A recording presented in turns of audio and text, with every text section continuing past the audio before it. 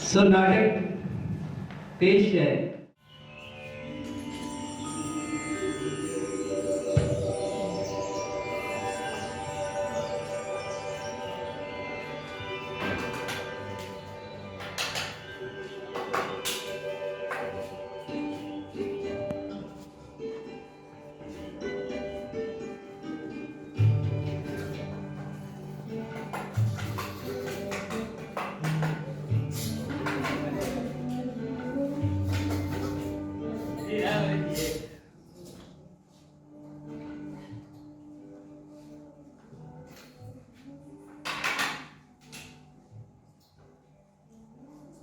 निंदी या दूध पी ला।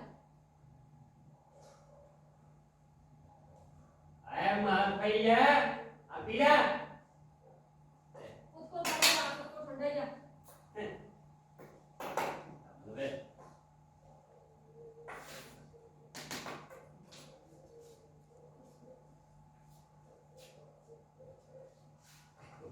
आ निंदी दे बापू गाल दा सुन।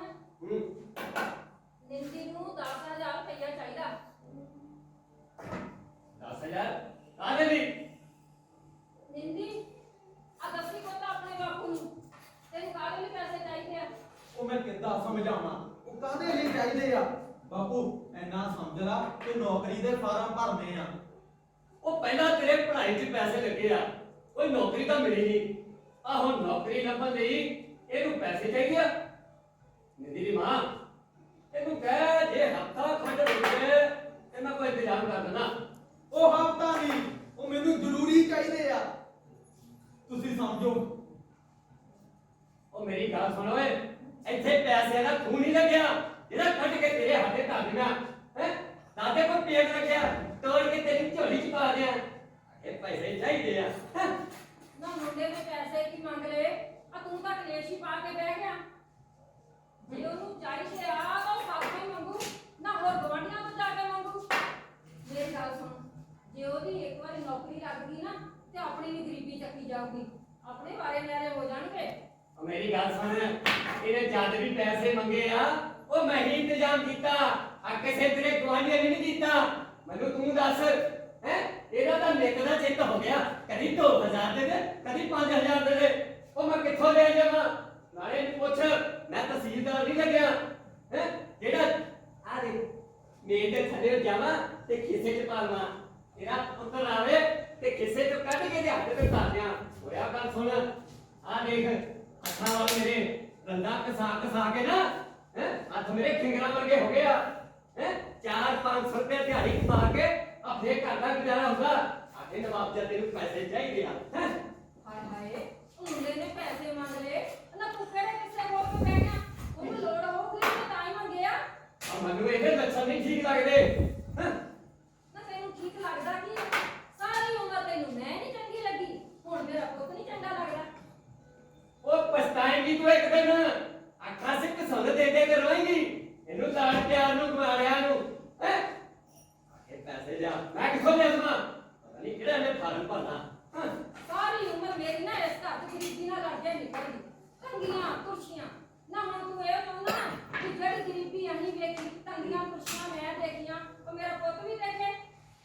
ਓਏ ਉਹ ਤੂੰ ਮੇਰੇ ਕਿਰਤ ਨੂੰ ਮੇਰਾ ਦੇ ਲੱਗ ਗਈ ਆ ਅੱਜ ਦਸਾਂ ਨੂੰ ਹਾਂ ਦੀ ਕਿਰਤ ਕਰਕੇ ਤੇਰੇ ਹੱਥ ਤੇ ਧਰਨਾ ਆ ਹੈ ਤੂੰ ਦੱਸ ਦੇ ਕਿਹੜਾ ਸਫਾਰੀ ਸੂਟ ਪਾ ਕੇ ਮੈਂ ਕੰਮ ਤੇ ਜਾਣਾ ਹੈ ਸਾਰੀ ਉਮਰ ਇਸੇ ਝੱਗੇ ਚ ਕੱਢ ਦਿੰਦੀ ਆ ਹੈ ਮੇਰੀ ਗੱਲ ਸੁਣ ਲਓ ਇਧਰ ਆ ਦੇਖ ਸਾਰਾ ਦਿਨ ਮੈਂ ਕੰਮ ਕਰਨਾ ਇਹ ਜਾ ਕੇ ਕਰਨਾ तू फिक्र ना कर कोई मेरा कर दिया कोई इंतजाम तू दिल छोड़ा ना कर मैं इंतजाम कर दिया कोई। ਬੇਬੇ ਉਹ ਤੂੰ ਕਿੱਥੋਂ ਕਰ ਲੇਗੀ ਗੱਲ ਸੁਣ ਤੂੰ ਕਿੱਥੋਂ ਕਰ ਲੇਗੀ ਹੈ ਤੂੰ ਬੈਂਕ ਮੈਨੇਜਰ ਲੱਗੀ ਹੈ मैं भावें ढट्ठे खूह चो करा तैनू की ਯਾਰ ਆਓ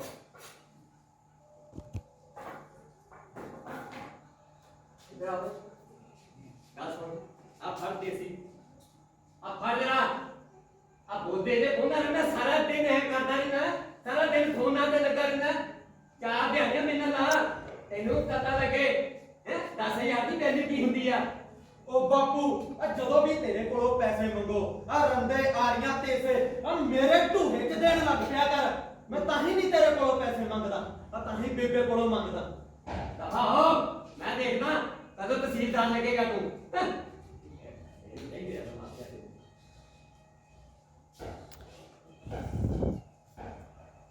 ਲੈ ਪੁੱਤ ਆ ਮੇਰੇ ਗਹਿਣੇ ਆ, ਜੇ ਔਖੇ ਵੇਲੇ ਦੇ ਕੰਮ ਆਉਣਗੇ ਤਾਂ ਕਦੋਂ ਆਉਣਗੇ? ਤੂੰ ਇਹਨਾਂ ਨੂੰ ਵਰਤ ਲਾ ਤੇ ਆਪਣੀ ਨੌਕਰੀ ਦੇ ਕਾਗਜ਼ ਭਰ ਲਾ। ਲੈ ਫੜ। ਵੀਰੇ ਆ ਵੀ ਲੈ ਫੜ ਮੇਰੇ ਕਾਟੇ। ਜਦੋਂ ਤੇਰੀ ਨੌਕਰੀ ਲੱਗੀ ਮੈਨੂੰ ਫੇਰ ਬਣਾ ਦੀ ਤੂੰ। ਕਿਹਦੇ ਵਿਆਹ ਨਹੀਂ ਬਣਾਏ ਸੀ ਤੇਰੇ ਬਾਪੂ ਨੇ? ਤੂੰ ਨੌਕਰੀ ਲੱਗ ਪੁੱਤ, ਫਿਰ ਬਣ ਜਾਣਗੇ ਗਹਿਣੇ। ਚੱਲ ਕੁੜੀਏ ਤੂੰ ਕੰਮ ਕਰ। ਤੇਰਾ ਬਾਪੂ ਕਿੱਥੇ ਹੈ? ਉਹ ਆ ਹੁਣੇ ਗੁੱਸੇ 'ਚ ਬਾਹਰ ਨੂੰ ਗਿਆ। ਚੱਲ ਜਦੋਂ ਉਹਦਾ ਗੁੱਸਾ ਢਿਆਲਾ ਹੋ ਜੂ ਨਾ ਤੇ ਉਹਨੇ ਆ ਜਾਣਾ। ਕੋਈ ਨਹੀਂ।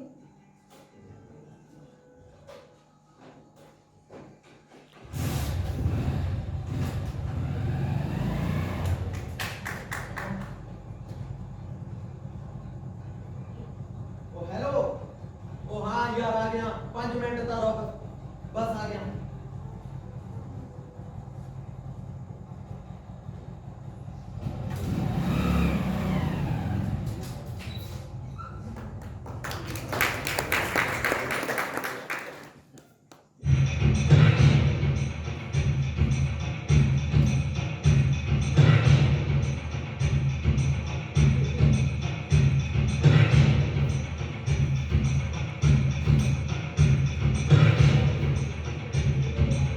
ਮੇਰਾ ਨਾਮ ਆ ਸੱਚਾ।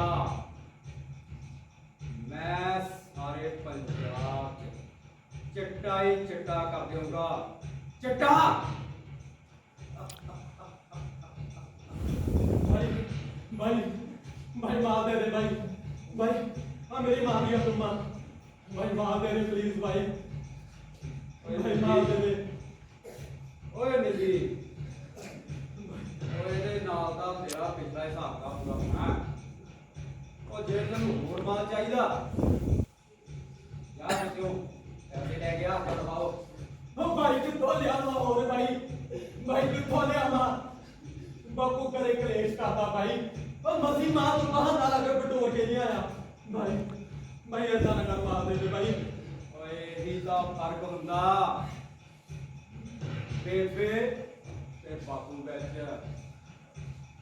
ਬਾਪੂ ਕਠੋਰ ਦਿਲ ਟੁੱਟਦਾ ਜਾਣਗੇ ਪਰ ਝੁਕਦੇ ਨਹੀਂ। ਤੇ ਮਾਵਾ ਨਿਰੀਆਂ ਹੀ ਮੋਮ ਮਾੜਾ ਜਿਹਾ ਸੇਕ ਲੱਗਦਾ ਹੀ ਪਿਘਲ ਜਾਂਦੀ। ਐ ਨਿੰਦੀ, ਜੇ ਤੈਨੂੰ ਮਾਲ ਚਾਹੀਦਾ ਨਾ ਪੈਸਾ ਲੈ ਆ, ਮਾਲ ਲੈ ਜਾ। ओ भाई कितों लिया ना और पैसा भाई ਉਹ ਮੇਰੇ ਆਲੋ ਚਾਹੇ ਕਰ ਚੋਰੀ ਤੇ ਚਾਹੇ ਮਾਰ ਡਾਕਾ, ਪੈਸਾ ਲੈ ਆ, ਓਏ ਲੈ ਜਾ। भाई नहीं भाई भाई प्लीज मार दे दे भाई भाई नहीं भाई ਓਏ ਕਮਲਿਆ, भाई ਜ਼ਰੂਰਤ ਤੇਰੀ भाई ਤੇ ਸਕੀਮਾਂ ਤੈਨੂੰ ਅਸੀਂ ਦਈਏ। भाई ਓਏ ਕਮਲਿਆ, ਜਾ ਘਰ ਜਾ। ਉਹ ਤੋਂ ਬਥੇਰਾ ਨੈਕ ਸੌਕਿਆ, ਜਾ ਲਿਆ ਚੱਕ ਕੇ ਗਹਿਣੇ ਧਰ ਦੇ, ਆ ਮਾਲ ਲੈ ਜਾ। भाई भाई मेरे को कहने तारों में भी कोई चीज नहीं भाई भाई ऐसा ना कर भाई ਉਹ ਸੱਚ भाई ਤੇਰੇ ਕੋਲ ਤਾਂ ਮੋਟਰਸਾਈਕਲ ਸੀ ਹੋਏ। भाई वो तो बाहर खड़ा भाई ਓਏ ਉਰਾ ਕਰ। भाई ले भाई भाई भाई मार दे दे भाई भाई मार दे दे भाई ਓਏ ਕਮਲਿਆ, ਕੱਲ ਨੂੰ ਕਹਿ ਦੇ ਕਿ ਬਾਹਰ ਗਏ ਸੀ, ਚੋਰੀ ਹੋ ਗਿਆ। भाई भाई मार दे दे भाई मार दे दे भाई ਉਹ ਲੈ ਫੜ ਓਏ ਨਿੰਦੀ। भाई मार दे दे भाई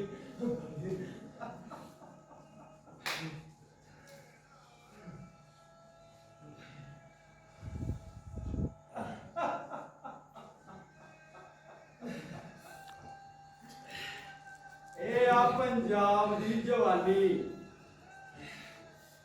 ਹਲੋ ਨਿੰਦੀ, ਨਸ਼ਾ ਕਰ ਨਸ਼ਾ।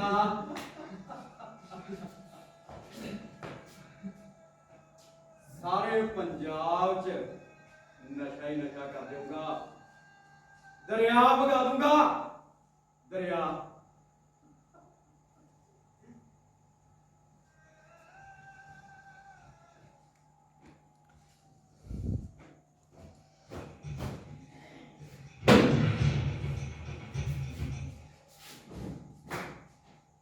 ਨਿੰਦੀ ਦੀ ਮਾਂ ਕਿੱਥੇ ਆ? ਨਾ ਕੀ ਹੋਇਆ? ਆ ਸਾਰਾ ਹੀ ਘਰ ਸਿਰ ਤੇ ਚੱਕਿਆ ਆ। ਆਪਣੇ ਮੁੰਡੇ ਦੀ ਗੁੱਸਾ ਸੁਣ ਲਾ। ਨਾ ਹੁਣ ਉਹਨੇ ਕੀ ਕੀਤਾ? ਕੀ ਕੀਤਾ?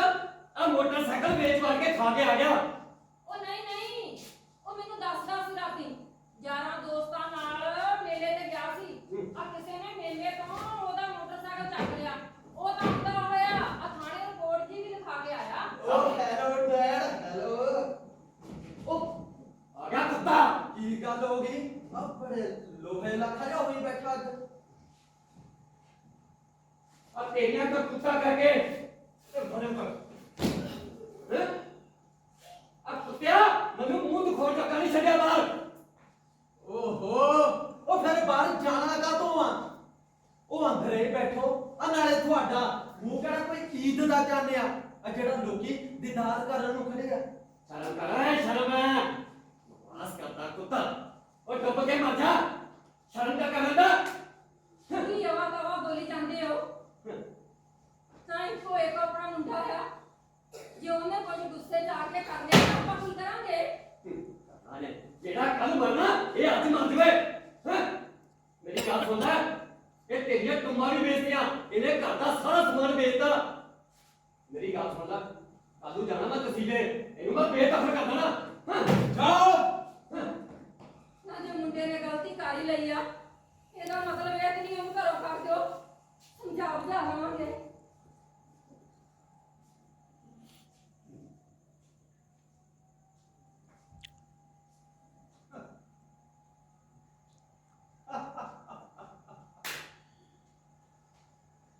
ਭਾਈ ਭਾਈ ਭਾਈ ਭਾਈ ਭਾਈ ਜਾਨ ਨਿਕਲਦੀ ਜਾਂਦੀ ਅੱਜ। ਭਾਈ ਸੱਚੇ ਭਾਈ ਭਾਈ ਮਾਫ ਭਾਵੇਂ ਥੋੜਾ ਜਿਹਾ ਦੇ ਦੇ ਭਾਈ। ਭਾਈ ਮਾਫ ਦੇ ਦੇ। ਓਏ ਨਿੰਦੀ, ਭਾਈ ਜਾਨ ਨਿਕਲਦੀ ਜਾਂਦੀ ਭਾਈ। ਓਏ ਤੈਨੂੰ ਕਿੰਨੀ ਵਾਰ ਕਿਹਾ ਹੋਵੇ, ਜੇ ਤੈਨੂੰ ਮਾਲ ਚਾਹੀਦਾ ਤਾਂ ਪੈਸਾ ਲੈ ਕੇ ਆ। ਭਾਈ ਭਾਈ ਐਨੀ ਪੈਸਾ ਭਾਈ ਕਿੱਥੋਂ ਲਿਆਵਾਂ? ਨਾ ਫਿਰ ਮਾਲ ਵੀ ਹੈ ਨਹੀਂ। ਨਾ ਦਵਾ ਹੋ। ਉਹ ਨਹੀਂ ਭਾਈ ਨਾ ਕਰ ਭਾਈ। ਭਾਈ ਤੁਸੀਂ ਮਾਰ ਦੇ ਦੇ ਭਾਈ। ਭਾਈ ਭਾਈ ਜਾਨ ਨਿਕਲਦੀ ਜਾਂਦੀ ਆ। ਭਾਈ ਭਾਈ ਮਾਰ ਦੇ ਦੇ ਭਾਈ। ਓਏ ਕਮਲਿਆ, ਜੇ ਤੈਨੂੰ ਮਾਲ ਚਾਹੀਦਾ ਤਾਂ ਮੈਂ ਇੱਥੇ ਫ੍ਰੀ ਨਹੀਂ ਲਾ ਕੇ ਬੈਠਾ। ਭਾਈ ਪੈਸਾ ਲੈ ਆ। ਵੀਰੇ, ਤੂੰ ਇੱਥੇ ਕੀ ਕਰਦਾ? ਇਹ ਤੂੰ ਇੱਥੇ ਕਰਨਾ ਹੈਗਾ?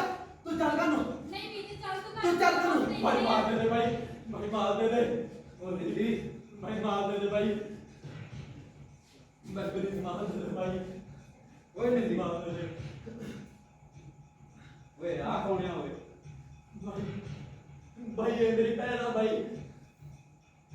ਓਏ ਕਮਲਿਆ, ਤੂੰ ਤਾਂ ਕਹਿੰਦਾ ਸੀ ਤੇਰੇ ਕੋਲ ਗਹਿਣੇ ਰੱਖਣ ਲਈ ਕੁਝ ਵੀ ਨਹੀਂ ਹੋਈ। ਭਾਈ ਮੇਰੇ ਕੋਲ ਸੱਚੀ ਕੁਝ ਨਹੀਂ ਹੈਗਾ। ਓ ਜਰਾ ਦਿਮਾਗ ਤੇ ਜ਼ੋਰ ਪਾ ਕੇ ਦੇਖ, ਸ਼ਾਇਦ ਕੋਈ ਕਿਤੇ ਕੋਨੇ 'ਚ ਪਈ ਚੀਜ਼ ਰਹਿ ਗਈ ਹੋਵੇ। ਭਾਈ ਮੇਰੇ ਕੋਲ ਕੁਝ ਨਹੀਂ ਹੈਗਾ। ਕੁਝ ਨਹੀਂ ਹੈਗਾ ਭਾਈ। ਓਏ ਨਿੰਦੀ, ਆ ਦੇਖ ਓਏ, ਭਾਈ ਮਾਰ ਦੇ ਦੇ ਭਾਈ। ਮਾਰ ਦੇ ਦੇ ਭਾਈ। ਆ ਤੇਰੀ ਜ਼ਰੂਰਤ ਤੇ ਉਹ। ਓਏ ਓ ਮੇਰੀ ਭੈਣ ਆ। ਲੈ ਦੱਸ ਕਮਲਾ, ਉਹ ਭਰਾਵਾ ਤੇਰੀ ਭੈਣ ਆ। ਮੈਂ ਕਦ ਕਿਹਾ ਕਿ ਮੇਰੀ ਆ? ਇੱਕ ਰਾਤ ਦੀ ਗੱਲ ਆ। ਕੱਲ ਨੂੰ ਆਈ ਤੇ ਲੈ ਜੀ। ਤੂੰ ਆਪਣੀ ਜ਼ਰੂਰਤ ਦੇਖ। ਓਏ ਆ ਦੇਖ ਕਮਲਿਆ, ਓਏ ਆ ਵੇ। ਭਾਈ ਮਾਰ ਦੇ ਦੇ। ਓਏ ਭਾਈ ਮਾਰ ਦੇ ਦੇ। ਬਾਬਾ। ਭਾਈ ਮਾਰ ਦੇ ਦੇ ਭਾਈ। ਮਾਰ ਵੀਰੇ ਦੇ ਦੇ ਭਾਈ। ਨਹੀਂ, ਵੀਰੇ ਨਾ। ਓਏ ਨਿੰਦੀ, ਓਏ ਤੂੰ ਆਪਣੀ ਜ਼ਰੂਰਤ ਪੂਰੀ ਕਰ। ਓਏ ਆ ਦੇਖ। ਭਾਈ ਮਾਰ ਦੇ ਦੇ ਭਾਈ। ਭਾਈ ਮਾਰ ਦੇ ਦੇ ਵੀਰੇ ਭਾਈ। ਨਹੀਂ। ਭਾਈ ਵੀਰੇ, ਓਏ ਨਿੰਦੀ, ਓਏ ਨਿੰਦੀ, ਓਏ ਇੱਕ ਵਾਰ ਸੁਣਦਾ ਓਏ ਆ ਦੇਖ ਇੱਧਰ भाई कोई जान निकल नहीं सकती भाई मार दे भाई मार दे भाई मार दे ਉਹ ਭਰਾਵਾ ਤੂੰ ਵੇਖਦਾ ਜੇ ਨਹੀਂ ਕਹਿੰਦਾ नहीं भाई मार दे भाई मैं मर दूंगा भाई दे मार भाई मार आज सुपने लीर होए रिश्ते तिड़क के तंदा टूट गईया इतना नशे में लोग चिता ਨਸ਼ਾ भूल गए साजा रूप गईया ऐथे पंज दरिया ठाठा मार दे बेंदा अमृत जिना दी तारे अंदर हुण दशे मां दरिया वगया खेड़े खुशियां बरकतां रुस गईयां खेड़े खुशियां बरकतां रुस गईयां खेड़े खुशियां बरकतां रुस गईयां खेड़े खुशियां बरकतां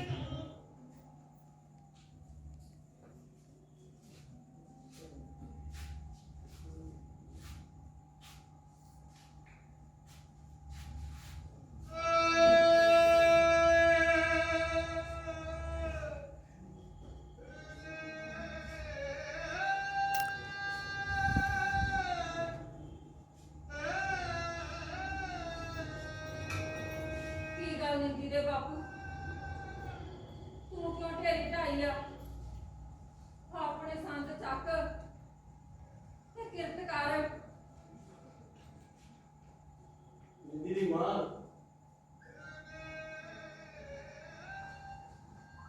ਹੁਣ ਮੇਰਾ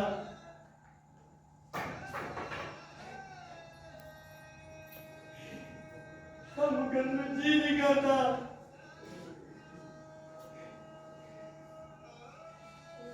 ਕੀ ਮਿਲਿਆ ਮੈਨੂੰ ਕਿਰਤ ਕਰਕੇ ਦਸਾਂ ਲੋਹਾਂ ਦੀ ਕਿਰਤ ਕਰਕੇ ਕੀ ਮਿਲਿਆ ਆਰੀ ਦੇ ਹਰ ਚੀਜ਼ ਦੇ ਨਾਲ ਮੈਂ ਵਾਹਿਗੁਰੂ ਕਰਦਾ ਸੀ ਕੀ ਮਿਲਿਆ ਮੈਨੂੰ बेटा अंदर चले जा मैनू कलिया छड़ दे बस तू चले जा मैनू कलिया छड़ दे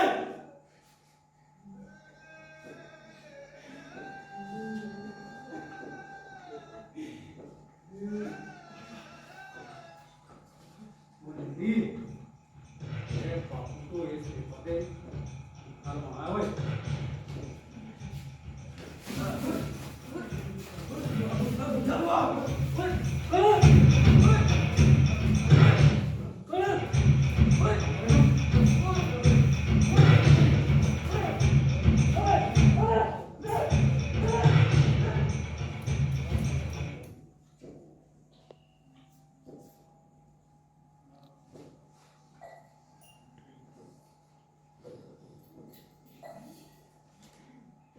ਕੁੜੀਏ ਆਪਣਾ ਡੰਡੀ ਢੋਰਾ ਇਹ ਮਕਾਨ ਖਾਲੀ ਕਰ ਆ ਦੇਖ ਇੱਧਰ ਤੇਰੇ ਘਰ ਵਾਲੇ ਨੇ ਆਪਣਾ ਇਹ ਮਕਾਨ ਮੇਰੇ ਨਾਮ ਕਰਾਇਆ ਆ ਦੇਖ ਉਹਦਾ ਗੁੱਠਾ ਲੱਗਾ ਤੇ ਆ ਦੌਲਤੀ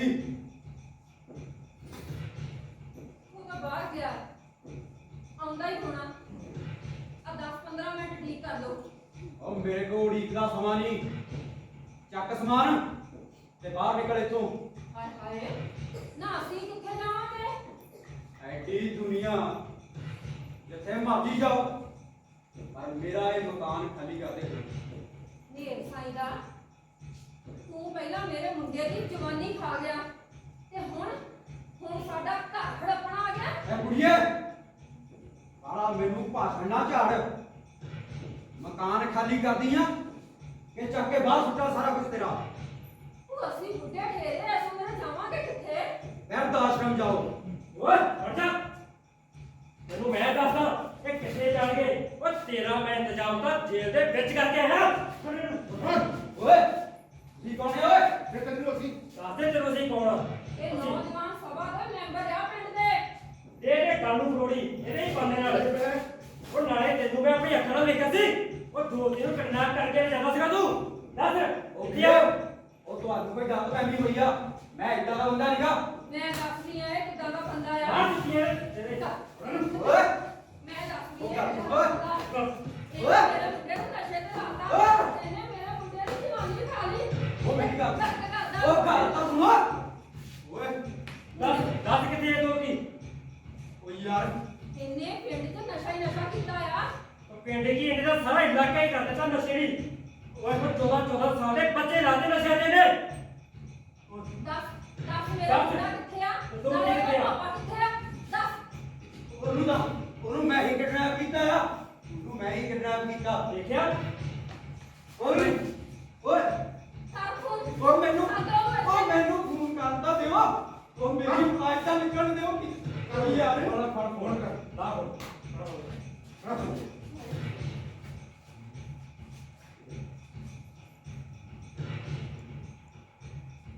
ਉਹ ਹੈਲੋ ਉਹ ਭਰਾਵਾ ਸਾਰਾ ਪਿੰਡ ਇਕੱਠਾ ਹੋਇਆ। ਉਹ ਸਾਰਾ ਪਿੰਡ ਇਕੱਠਾ ਹੋਇਆ। ਉਹ ਭਰਾਵਾ ਦੌਲਤੀ ਨੂੰ ਲੈ ਆਓ। ਉਹ ਜਲਦੀ ਲੈ ਕੇ ਆ ਦੋ। ਉਹ ਇਹਨਾਂ ਨੇ ਭਰਾਵਾ ਮੈਨੂੰ ਕੱਟ ਕੇ ਮਾਰ ਦੇਣਾ। ਉਹ ਆ ਜਾਓ ਭਰਾਵਾ ਜਲਦੀ। ਅਰੇ ਸਾਰਾ ਉਹਦਾ ਨਿੱਕ ਸੁੱਕ ਪਕਾ ਕੇ ਰੱਖਦਾ ਇਹਨੇ। ਭੜਾ ਉਹ ਮੈਂ ਹੀ ਨੈਕ ਸੁੱਕ ਬਗਾਇਆ ਉਹਦਾ। ਨਿੱਕ ਸੁੱਕ ਦੀ ਕੋਈ ਗੱਲ ਨਹੀਂ। ਮੇਰੇ ਮੁੰਡੇ ਦੀ ਤੂੰ ਜ਼ਿੰਦਗੀ ਬਰਬਾਦ ਕਰਦੀ ਆ। ਉਹ ਕਿੱਥੋਂ ਆਏਗੀ? ਉਹਦੀ ਜਵਾਨੀ ਕਾਲ ਸੀ। ਬੇਬੇ। ਕੱਖ ਨਾ ਰਹੇ ਤੇਰਾ। ਬਾਪੂ ਨਹੀਂ ਜੀ ਆ ਗਿਆ। ਮੈਨੂੰ ਮਾਫ ਕਰ ਦਿਓ। ਮੈਂ ਇੰਨਾ ਪੜ੍ਹਿਆ ਲਿਖਿਆ ਪਰ ਮੈਨੂੰ ਕਿਤੇ ਵੀ ਨੌਕਰੀ ਨਾ ਮਿਲੀ। ਮੈਂ ਥਿੜਕ ਗਿਆ ਸੀ। ਨਸ਼ਿਆਂ ਦੀ ਦਲਦਲ ਵਿੱਚ ਐਸਾ ਫਸਿਆ ਕਿ ਮੁੜ ਕੇ ਬਾਹਰ ਹੀ ਨਹੀਂ ਨਿਕਲ ਹੋਇਆ। ਮੈਨੂੰ ਮਾਫ ਕਰ ਦੇ ਬੇਬੇ, ਮੈਨੂੰ ਮਾਫ ਕਰ ਦੇ। ਪੁੱਤ ਸਿਆਣੇ ਕਹਿੰਦੇ ਆ ਜਦੋਂ ਜਾਗੋ ਉਦੋਂ ਹੀ ਸਵੇਰਾ। ਆ ਦੇਖ ਆ ਵੀ ਤਾਂ ਆਪਣੇ ਪਿੰਡ ਦੇ ਹੀ ਨੌਜਵਾਨ ਆ। ਇਹਨਾਂ ਨੇ ਸਰਦਾਰ ਭਗਤ ਸਿੰਘ ਨੌਜਵਾਨ ਸਭਾ ਬਣਾਈ ਆ।